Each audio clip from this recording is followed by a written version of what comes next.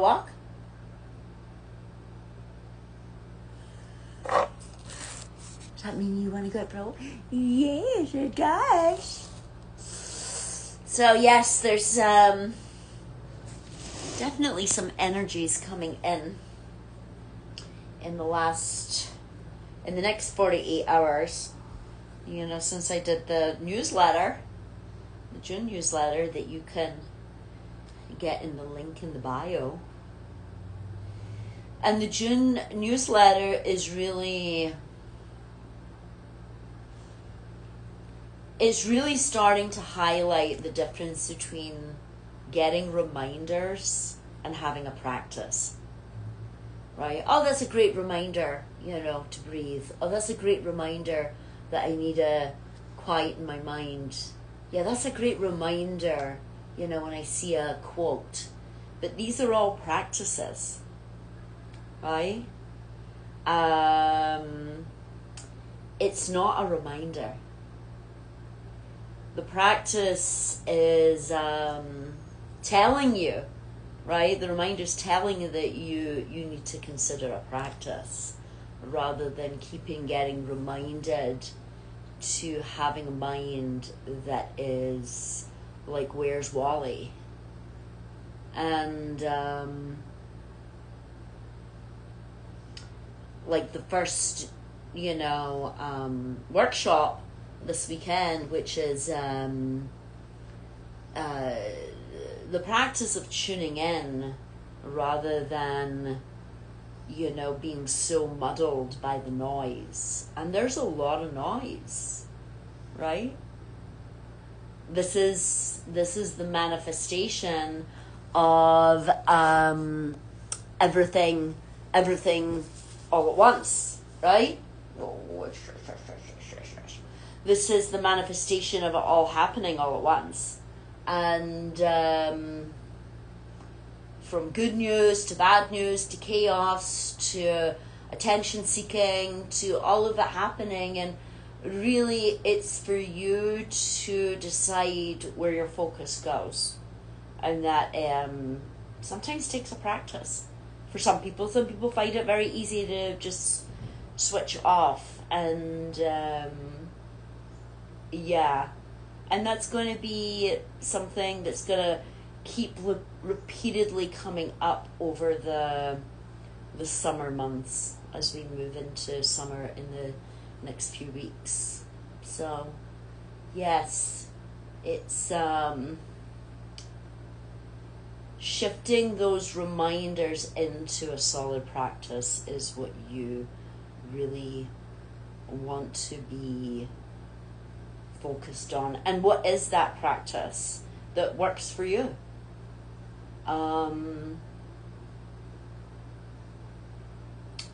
When we talk about all the different attention deficit disorders, when we talk about all of the things that, in certainly in yoga, the focus and concentration is actually an entire limb of yoga, as big as all the physical postures. So focus and concentration is a practice. It's not something we are born with. It's something that we have to develop. And I think if you do a lot of sports when you're younger, you kind of get into more of that discipline to focus, focus on the ball, focus on the practice, focus on your colleagues, your team, without that focus. And that's why, mothers and fathers are always looking at, what is the kid interested in? Is it ballet? Is it tap? Is it drawing? Is it theater? Is it singing? Is it the choir? Is it all these different things that we can put the child in the incubator where it is learning certain skills in life. And the skills that you're learning in life, good boy, are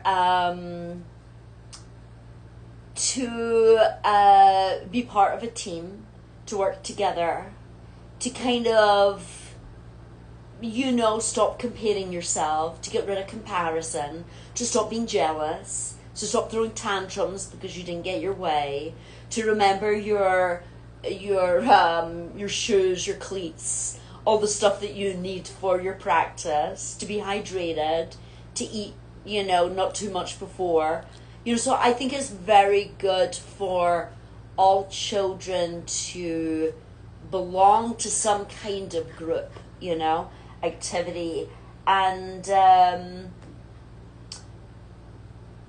where is that part, where the child's always giving up, because they're not good at it, and teaching them that sometimes when you are doing something, you might not be good at it, but you get better. It's kind of like when people say, I'm not good at meditating. And you're like, yeah, I don't know anybody that is good at meditating at the beginning. Because they have to deal with the inner voice and the overthinking. So that's like the excuse to give up and to acquiesce and to go into their bag of, excuses or, reasons why. Right? And that's the kind of things as parents, like you're like, okay, I don't want them to be in this class that they hate and they're, they really just don't excel at it, and I'm going to take them out, but I'm going to, give them like a month or 3 months and find, it's like meditation. You might not do Vipassana meditation, which is empty-mindedness. You might need mantra meditation. There's all many different forms of meditation, walking meditation, all sorts of meditations. So it's finding the one that is the commitment for you. And for us, it's the pause, to be able to pause, to take pause, to give yourself pause, to sometimes pause before you speak, pause before you share something and just listen, pause before you do give up on something and say, am I just giving up because this is difficult and this is just part of the process? Pause and joy is not really about, I'm just going to enjoy this. I don't know what that is, because, there's a lot of people that enjoy, I'm one of them, that enjoy hiking at 10,000 feet, but that's another person's nightmare. So it's, joy is not void of effort or hardship.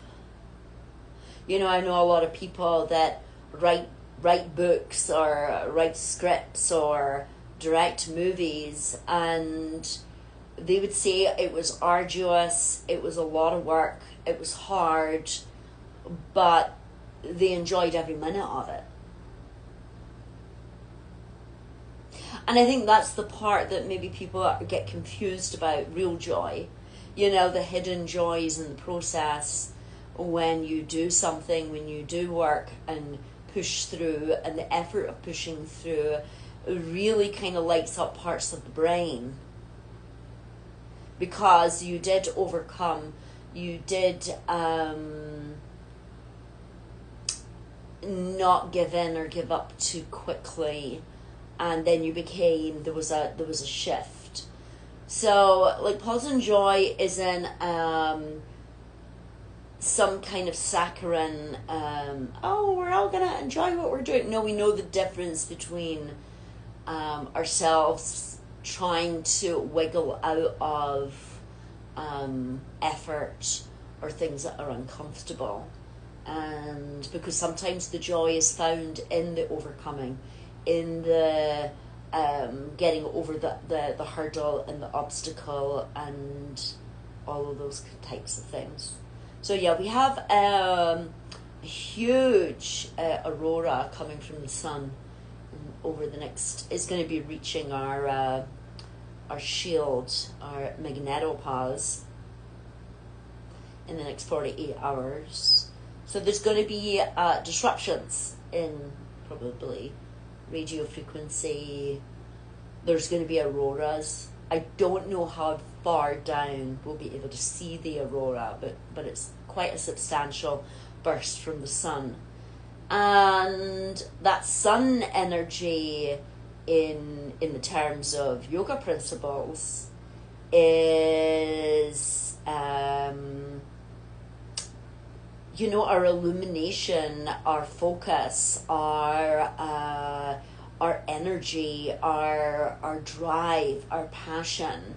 It's it can also feel very sexual, because it's the balance of the sun and the moon. They were a bunch of men that threw themselves into caves because they had too much of that sun energy, and they needed to balance it with the moon, the yin and the yang. And our sun energy is the spark of ideas. Our sun energy is what is arousing us to take action, or see a project through because we really believe in it. We always put this word arousal in some kind of weird sexual connotation rather than,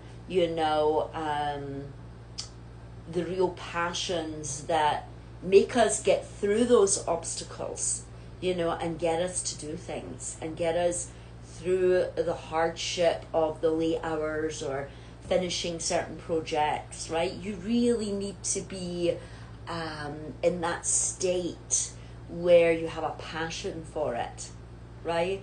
That's why I think, when you find something that stirs in you in your work, it doesn't feel like work. It feels like you can do this for 18 hours a day, but you really kind of want to kind of believe in it because, after 20 years in, if you're not liking what you're doing and you've been doing it for 20 years, you're going to get some form of burnout.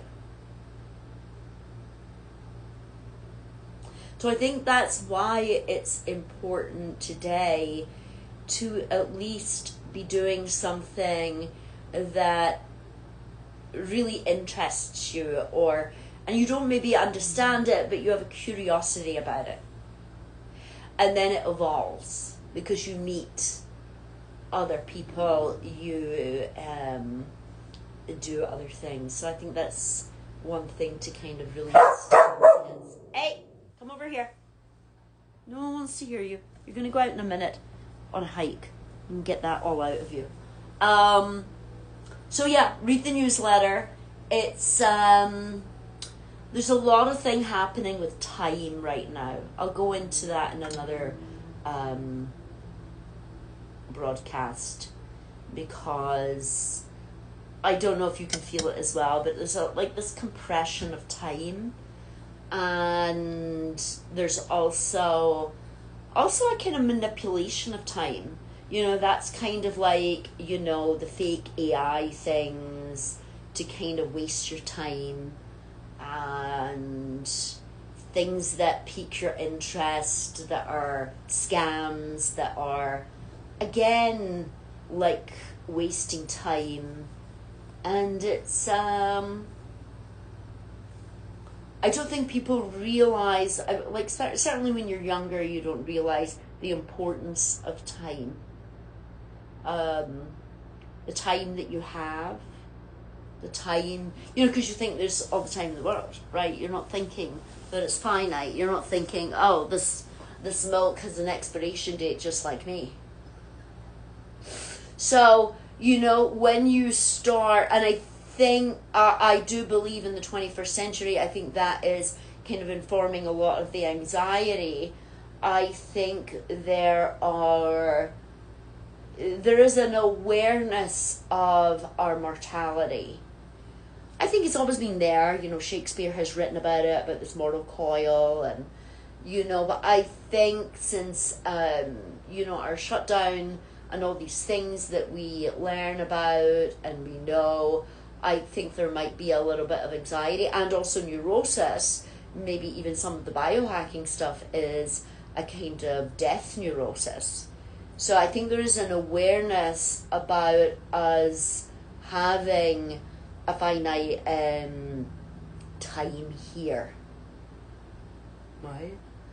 And I do believe that people are less willing to waste their time with jobs that they feel are a big waste of time, even studies, that people are seeing, aren't advancing them into careers or jobs. And also sometimes even friendships and relationships and partnerships. You're much more refined at even the things I think that you want to even listen to in podcasts. There's so many. And you see how much time it takes, that takes you away from your own thinking and your own thoughts. A student said that to me once. She said that her biggest shift from level 1 to 2 was she realized she had all these backed up podcasts, and she had come to the conclusion that when she listened to too many of them, it actually created some disconnection for her to her own thoughts of what she believed. Having all this input, right? There wasn't enough input. It was out of balance. And she had all these backed up podcasts. And she saw it. And she tried to listen to them. And she just couldn't, right? Because her plugged inness, her tuned inness to herself was the tuning, was the frequency that she wanted to be in now. So that's what we'll be doing on Sunday. And I look forward to seeing you. And we'll talk about time in another episode. But right now it is really about what we started with, is when you keep seeing reminders, oh yeah, that's a great reminder. If you hear that, that's telling you that you need a practice. It's not enough having reminders anymore. Reminders are just saying you need to do this in a much more deeper way, or a much more consistent way. And that is going into some kind of practice that will anchor you. A practice is a routine. A practice is rooted. That's the root word of it. It is seeded within you. That when you go out there into the world, whatever's happening, whether it be in your personal life or at work or launching whatever you're launching, you have a rootedness in yourself. So, see you soon. Do you have any questions for me? Do you have any questions or thoughts of what's happening right now? No? Or maybe you're typing. Or maybe some suggestions for the summer. We'll do that in another, when we come up to the summer solstice. Some suggestions that you all have for this summer wave that's coming, which I feel as if we are, you'll see it in the newsletter, we're kind of in pre-production. And those of you that understand creativity, you know that pre, or even cooking, you understand prep, right? You understand the prep, and prep's really important when you're cooking. And then the cooking, and then everybody's opinions.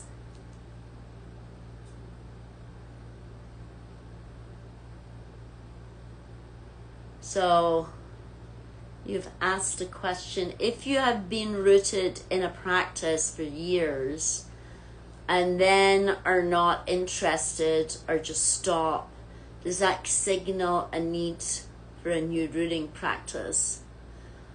Well, it depends. I can only talk for my students, and some of them are on here and they know what I think about this. You know, when I've had students that have had this very long practice, but I see it's being very shallow, and I ask them what their practice is, and I feel as if sometimes it is there to maybe signal something in the family. Oh, look at me with my long practice. I say to them, well, maybe you should get in the deeper end of the pond or into the ocean and deepen your practice, rather than picking up more or doing it for longer. Maybe you need some more depth in your practice and actually shorten your practice. It's kind of like when you are doing your, like, say it's a yoga practice or it's a meditation practice, you know, if someone's doing a practice and they are kind of bored in their yoga practice, I would say, then why are you not doing an advanced practice?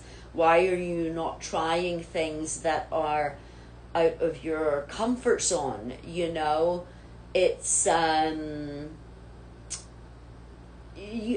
it's you know, for me, when I've had a few students that have been going through menopause, I believe that you should be doing more inversions, you know, during that time, to turn the blood upside down and go through the other way through the organs, and practice those things.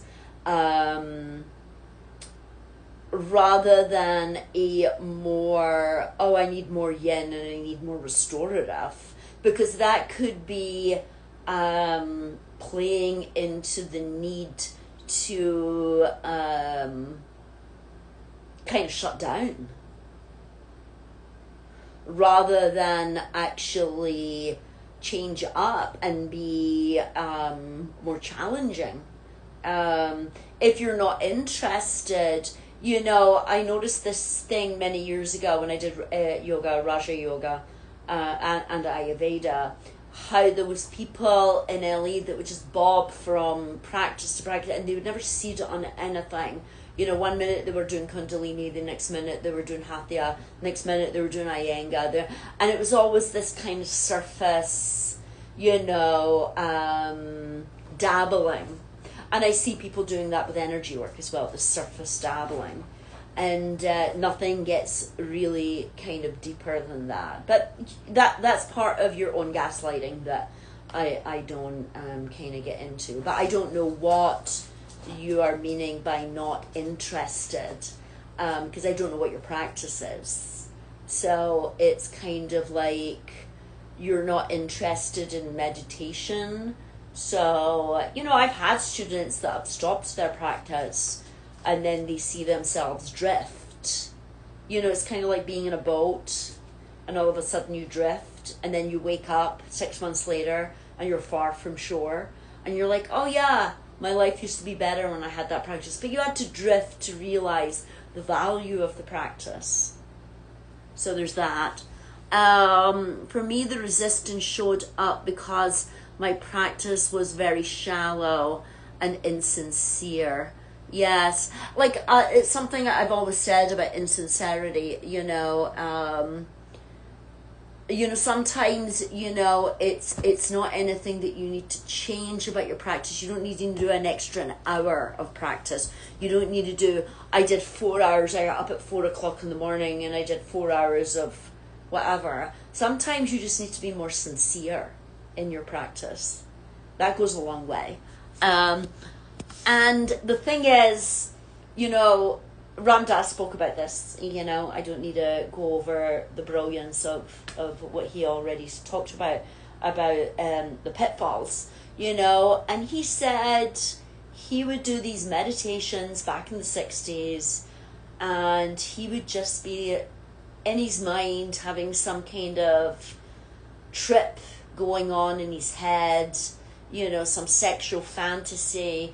But the problem is, when someone is sitting there in, you know, full lotus, say, you don't, it looks like it's meditating, it looks like it's doing the practice, but it lacks a sincerity. But how do you know? How do you know? And I think we all know. I think we all have the knowing chip. And I think we know when we are lying to ourselves. I think we know, and that's why we get a disturbance within ourselves when we are pretending and lying, and we get triggered. And I think good teachers know. I think a good teacher knows when a student has fallen off their practice. I know when people aren't practicing energetically, because for me the energy is much more, there's a density to it, there's a compression to it that I can read when, and I can also tell when the person is telling me that they are doing everything that they can do. It's kind of like when you see Pinocchio and his nose grows. But I'm not going to tell you what I see, because then people adapt and they act and they pretend. People are going around acting and pretending all the time. I'm fine. You see, I'm fine. Yeah, it's we have a social etiquette. We have a and I think that's maybe kind of like what's a little bit disturbing for people from different generations, that everybody was in this pretense in the 70s and the 80s and the 90s and going into the noughts, and now people are really showing online that they're not okay, and they're, you know, saying things or acting out and doing all this, and it just sometimes looks like some kind of psychosis. But human beings have always had internal struggles and difficulties, you know, as far back as the ancient Egyptians have written about this. It's written about in the Torah. It's written about in Marcus Aurelius wrote about it. The Stoics wrote about it. You know, everybody has, the indigenous have written about it, about the two wolves within you. You know, well, it depends which one you feed. The good wolf or the bad wolf. You know, the angel and the demon on your shoulder. It's all the same of duality. But how do you collapse into that singularity is through your practice. To know who you are, but which one? Which one today? Right? You know, even with some of your friends and your close ones, it doesn't matter what airs people put on or what kind of act they put on, say for work, or you still can see the essence of them, right? You know, they're still maybe putting on airs, or they're putting on a good face for work or whatever. They hate working there, but they're looking for another job, whatever. But you can still see who they are. I'm not talking about that.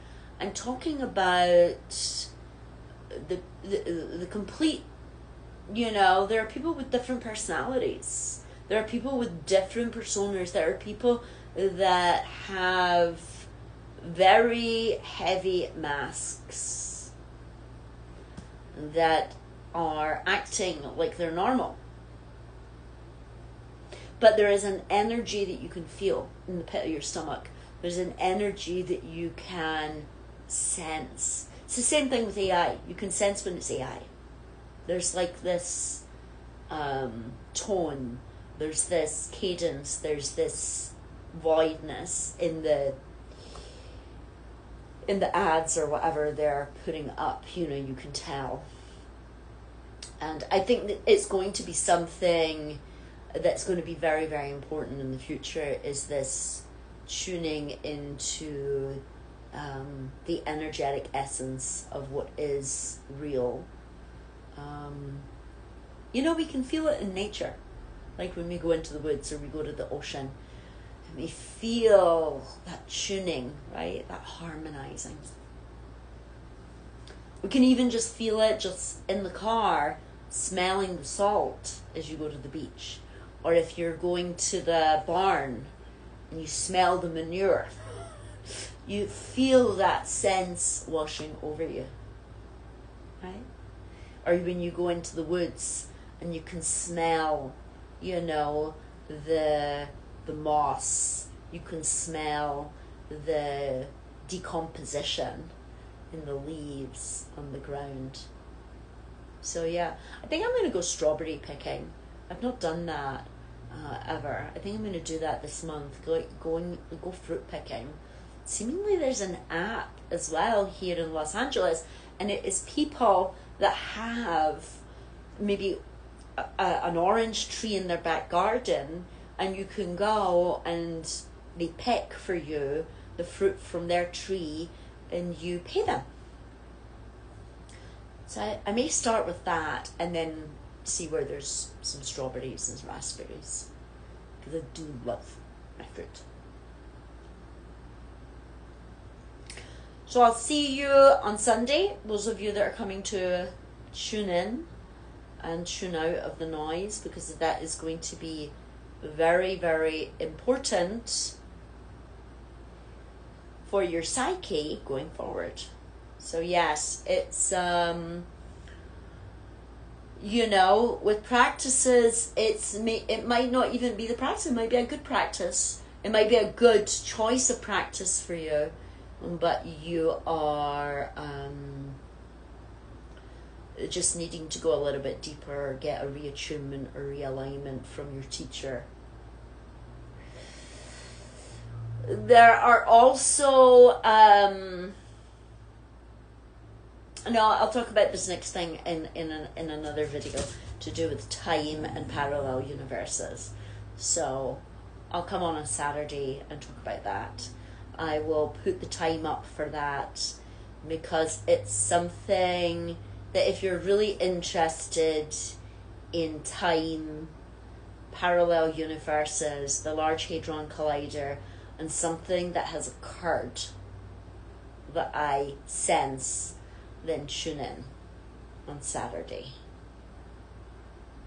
Right? Oh, not at all. I just really felt like I wanted to come on today and chat with you, and I want to do it more often over the summer, because I think there's just going to be a lot of waves and a lot of things happening, and I want you to understand what these shifts are and what you can do, especially with this talk on Saturday, because I know what they've done. Yep. That's why you feel out of sorts for your practice. FYI. That's why you feel like you can't connect like you used to connect. Ring a bell? Yeah, I got a new Stanley Cup. Isn't that a nice colour? I got it at Home Goods. They have a whole bunch of them, by the way, in case you're in the vicinity. So it was good to see you all. Oh, hey, Meg. Good to see you. It's been ages. But yeah, if you are around on Saturday, I'll be doing something to do with time on parallel universes for you to understand about what was brought up of maybe why your practice isn't seeding as well as it used to. And then the workshop on Sunday will be fixing that. But just to be aware of it, because I was like, what is going on here? And I meditated on it and I tuned into it. And I was like, no, don't make me say it out loud. But now I have to. What? But I'm not saying it in this video, because I want us to really focus on this as being about, it's not enough to be like, oh, that's a good reminder I should meditate. That's a good reminder that I should believe. That's a good reminder to have faith. That's a good reminder. It's not enough to have reminders. Get a practice. And a really good one, right? That's going to really put your oars in the water and have you going in the right direction, that you just don't feel like you're all over the place. Yeah. Captain your ship, put your sails up, stop with the noise, and yeah, the solar flares are going to be intense. So now that you know that, maybe go see a sunset, go see a sunrise, allow that energy in, and if you feel kind of supercharged or with a lot of energy, or maybe you're like, you know, go to a boxing class, go run, go do something. It's just the sun. It's fine. Love you. Mwah. Take care, and I will see you Saturday. I'll put the time up when I know. Good to see you all. Bye.